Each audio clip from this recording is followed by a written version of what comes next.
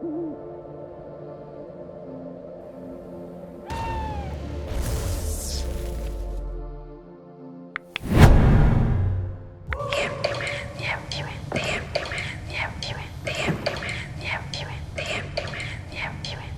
Empty Man, a mystery horror thriller directed and written by David Pryor.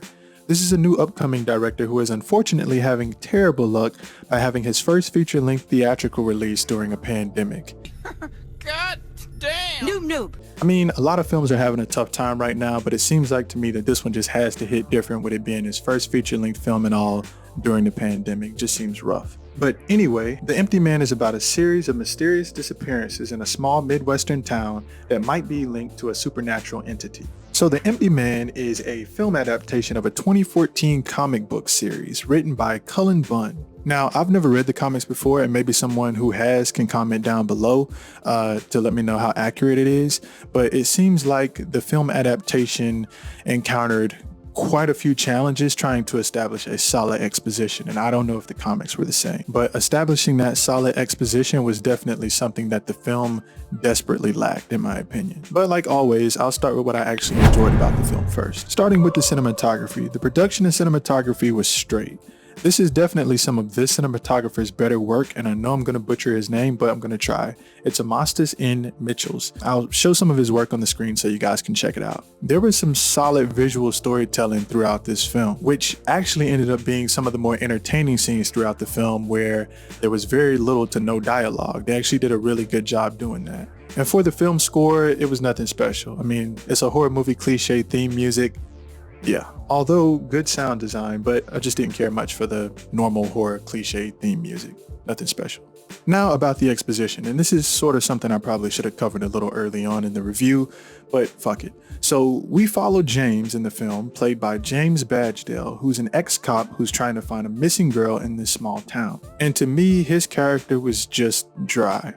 And one could argue this, but to me, there was no real substance to his character beyond the suspenseful moments that he's a part of. And when he's not piggybacking, or his character's not piggybacking off those moments throughout the film, he has a few failed attempts at comedic relief throughout the movie that just seem to fall flat in my opinion. There's just a lot here that just doesn't fit well, from bad character development to confusing expositions. And on top of that, there's this urban legend in the town regarding the Empty Man, which says if you're walking across a particular bridge in this small town and come across an empty bottle, then you can summon the Empty Man by blowing into a bottle and chucking that shit off the bridge, which then triggers your normal horror movie cliche countdown up until the killer finds you and kills you on the final day. In the case of this film, it's 3 days. It's honestly a lot of what we've already seen before, but hidden and mixed with other useless elements. Honestly, there's really just too much unnecessary shit going on in this movie. The Empty Man tries to pull the viewers into so many different directions story-wise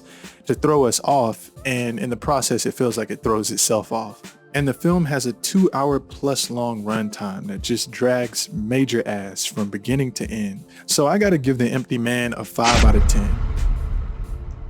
Not much of a horror, and not much of a psychological thriller either. It just seems like a film that takes multiple shots in the dark, says fuck it, throws a grenade in, and somehow still misses the target. God damn! Thanks, noob. This guy gets it. But there you have it. Feel free to leave your comments down below on your thoughts. If you've seen The Empty Man, what did you think about the film? Are you even going to the theaters right now? And do you even feel like there's anything that's worth going to the theaters for right now? Anyway, thank you for watching, and if you enjoyed the content, please like and subscribe.